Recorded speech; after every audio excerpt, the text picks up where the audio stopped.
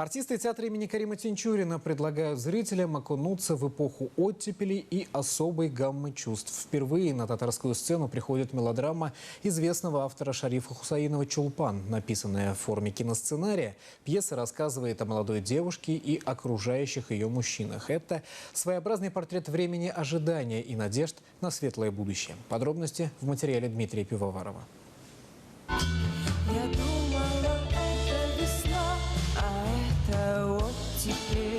Модели платьев с открытым декольте, короткие платья и сарафан с завышенной талией, трапециевидной формы, прилегающей формы, однобортные пиджаки, жакеты, брюки в дудочку, шляпы, светло-серые плащи с большим воротником. Так одевались в эпоху 60-х годов прошлого века. Картинка была другой, и чувства влюбленных тоже. Смотрели весну на Заречной улице и ждали чего-то возвышенного. Однако в любой истории любви есть черное и белое. В новой постановке режиссера Резиды Гариповой про девушку Чулпан есть место большой гамме того, что так любит зритель. Очень хороший текст, то есть очень крепкая драматургия. Она больше напоминает, наверное, драматургию Арбузова, Вампилова, Розова.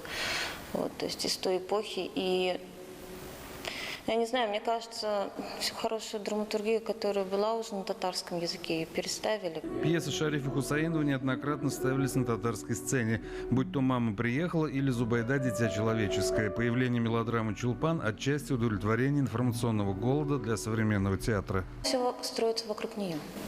Все-таки, да, вокруг женщины, которая стоит перед неким выбором. Вот, перед выбором больше, наверное, совести, нежели там просто перед выбором мужчины или мужа или любовника.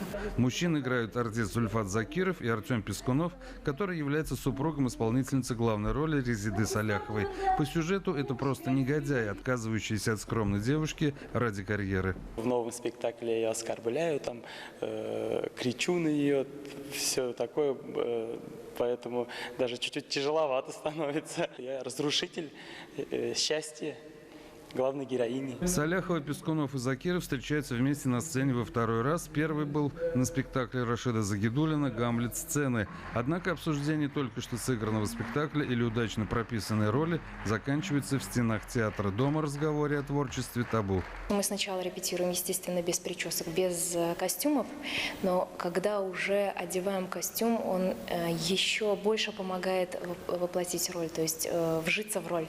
Очень даже помогают и прически, и костюмы.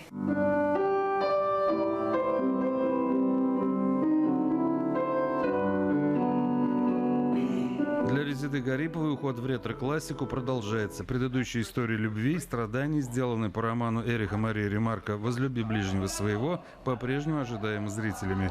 Дмитрий Пивоваров, Альфред Камилевский, телеканал «Эфир».